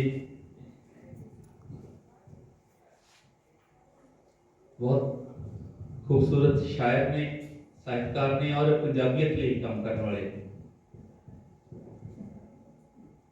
खास तौर पर इस मंच से आना तो जो अंदर बढ़ते ही हैं तो उस वेले जो माहौल नजर आता है या जो एहसास जागते हैं, और पक्की गल है कि जो कदम अंदर धरते हैं तो बहुत कुछ बाहर आ जाता है। सो अंदर सिर्फ पापीज़गी, सिर्फ एक साहित्य की मुहब्बत लैके बंदा बढ़ता, ਸੋ ਬਹੁਤ ਖੂਬਸੂਰਤ ਮਾਹੌਲ ਹੈ ਤੇ ਇਸ ਮਾਹੌਲ ਦੇ ਵਧਾਈ ਦੇ ਪਾਤਰ ਤੁਸੀਂ ਸਾਰੇ ਇਹਨਾਂ ਪੂਰੀ ਜਿਹੜੀ ਸੰਸਥਾ ਕੰਮ ਕਰ ਰਹੀ ਹੈ, ਸੋ ਉਹਨਾਂ ਲਈ ਜ਼ੋਰਦਾਰ ਤਾੜੀਆਂ ਜ਼ਰੂਰ ਹੋਣੀਆਂ ਚਾਹੀਦੀਆਂ। ਸੋ ਬੀਬਾ ਜੀ ਔਰ ਦਵਿੰਦਰ ਜੀ ਦੇ ਲਈ ਮੈਂ ਨਜ਼ਮ ਬਹੁਤ ਵਾਰ ਮੰਚਾਂ ਤੇ ਗਾਈ ਹੈ, ਸੋ ਕਿਉਂਕਿ ਬਹੁਤ ਚਿਰ ਪਹਿਲਾਂ ਬੀਬਾ ਜੀ ਸਾਹਮਣੇ ਗਾਈ ਸੀ ਤੇ ਉਹੀ ਨਜ਼ਮ ਮੈਂ ਜ਼ਰੂਰ ਸਾਂਝੀ ਕਰਨੀ ਚਾਹਾਂਗਾ। ਸੋ ਇਸ ਤੋਂ ਪਹਿਲਾਂ ਗਜ਼ਲ ਦੇ ਰਵਾਇਤ ਦੇ ਰੂਪ ਵਿੱਚ ਮੈਂ ਇੱਕ ਰਵਾਇਤ ਸੁਣਾਵਾਂਗਾ ਕਿ ਰਾਤ ਹਨੇਰੀ ਅੰਨੇ ਗ੍ਰਾਹਕ ਕਿਸ ਨੂੰ ਵੇਚ ਗੁਲਾਲ ਰਿਹਾ ਹੈ। ਰਾਤ ਹਨੇਰੀ ਅੰਨੇ ਗ੍ਰਾਹਕ ਕਿਸ ਨੂੰ ਵੇਚ ਗੁਲਾਲ ਰਿਹਾ ਹੈ। ਝੱਖੜ ਸਿਰ ਤੇ ਸ਼ੂਕ ਰਹੇ ਨੇ ਫਿਰ ਵੀ ਦੀਵੇ ਬਾਲ ਰਹੇ ਨੇ। ਰਾਤ ਹਨੇਰੀ ਅੰਨੇ ਗ੍ਰਾਹਕ ਕਿਸ ਨੂੰ ਵੇਚ ਗੁਲਾਲ ਰਿਹਾ ਹੈ। ਝੱਖੜ ਸਿਰ ਤੇ ਸ਼ੂਕ ਰਹੇ ਨੇ ਫਿਰ ਵੀ ਦੀਵੇ ਬਾਲ ਰਿਹਾ ਹੈ। ਤਲਵਾਰਾਂ ਦੇ ਫੜਿਆਂ ਕੰਨੀ ਅਮਨਾਂ ਦੇ ਅਫਸਾਨੇ ਗਾ ਕੇ, ਤਲਵਾਰਾਂ ਦੇ ਫੜਿਆਂ ਕੰਨੀ ਅਮਨਾਂ ਦੇ ਅਫਸਾਨੇ ਗਾ ਕੇ ਵਾਂਗ ਕਬੂਤਰ ਅੱਖਾਂ ਵਿੱਚ ਕਿਸ ਹੋਣੀ ਨੂੰ ਟਾਲ ਰਿਹਾ ਹੈ। ਔਰ ਇੱਕ ਰਵਾਇਤ ਹੋਰ ਹੈ ਕਿ ਇਹਨਾਂ ਬਾਬਿਆਂ ਦੇ ਕੋਲੋਂ, ਇਹਨਾਂ ਚੋਲਿਆਂ ਦੇ ਕੋਲੋਂ, ਇਹਨਾਂ ਬਾਬਿਆਂ ਦੇ ਕੋਲੋਂ, ਇਹਨਾਂ ਚੋਲਿਆਂ ਦੇ ਕੋਲੋਂ ਐਵੇਂ ਡਰਨਾ ਕਿ ਮਿੱਟੀ ਦੇ ਸਪੋਲਿਆਂ ਦੇ ਕੋਲੋਂ, ਇਹਨਾਂ ਬਾਬਿਆਂ ਦੇ ਕੋਲੋਂ, ਇਹਨਾਂ ਚੋਲਿਆਂ ਦੇ ਕੋਲੋਂ ਐਵੇਂ ਡਰਨਾ ਕਿ ਮਿੱਟੀ ਦੇ ਸਪੋਲਿਆਂ ਦੇ ਕੋਲੋਂ। ਤੇਰੀ ਫੂਕ ਨਾਲ ਸਾਡੇ ਨਹੀਂਓ ਖੰਭ ਕੀ ਹੋਣੇ। ਅਸੀਂ ਲਈ ਪ੍ਰਵਾਸ ਵਾਹ ਰੋਲਿਆਂ ਦੇ ਕੋਲੋਂ, ਅਸੀਂ ਲਈ ਪ੍ਰਵਾਸ ਵਾਹ ਰੋਲਿਆਂ ਦੇ ਕੋਲੋਂ। ਸੋ ਨਜ਼ਮ ਪੇਸ਼ ਹੈ। ਅਸੀਂ ਖੇਡਣ ਜਾਣਾ ਮਾਏ ਆਟੇ ਦੀਆਂ ਚਿੜੀਆਂ ਲੈ ਕੇ ਕਾਵਾਂ ਦੇ ਸ਼ਹਿਰੀ। ਅਸੀਂ ਖੇਡਣ ਜਾਣਾ ਮਾਏ ਆਟੇ ਦੀਆਂ ਚਿੜੀਆਂ ਲੈ ਕੇ ਕਾਵਾਂ ਦੇ ਸ਼ਹਿਰੀ। ਇਸ਼ਕੇ ਦੇ ਮਾਰੂ ਮਾਰੂ ਥਲ ਵਿੱਚ ਨੰਗੇ ਪੈਰੀ ਮਾਟੀ ਕੀ ਦੁਪਹਿਰੀ। ਅਸੀਂ ਖੇਡਣ ਜਾਣਾ ਮਾਏ ਆਟੇ ਦੀਆਂ ਚਿੜੀਆਂ ਲੈ ਕੇ ਕਾਵਾਂ ਦੇ ਸ਼ਹਿਰੀ। ਔਰ ਸ਼ਹਿਰ ਕਿਹੋ ਜਿਹਾ? ਉਸ ਚੰਦਰੇ ਸ਼ਹਿਰ ਚ ਅੰਨੇ ਖਾਰੇ ਖੂਹੇ ਨੇ, ਉਸ ਚੰਦਰੇ ਸ਼ਹਿਰ ਚ ਬਸ ਬੂਹੇ ਹੀ ਬੂਹੇ ਨੇ। ਇੱਕ ਬੂਹਾ ਉਹਨਾਂ ਵਿੱਚੋਂ ਐਸੇ ਘਰ ਦਾ ਏ ਜਿਸ ਦੇ ਵਿਹੜੇ ਵਿੱਚ ਸੱਚ ਦਾ ਸੂਰਜ ਚੜ੍ਹਦਾ ਏ।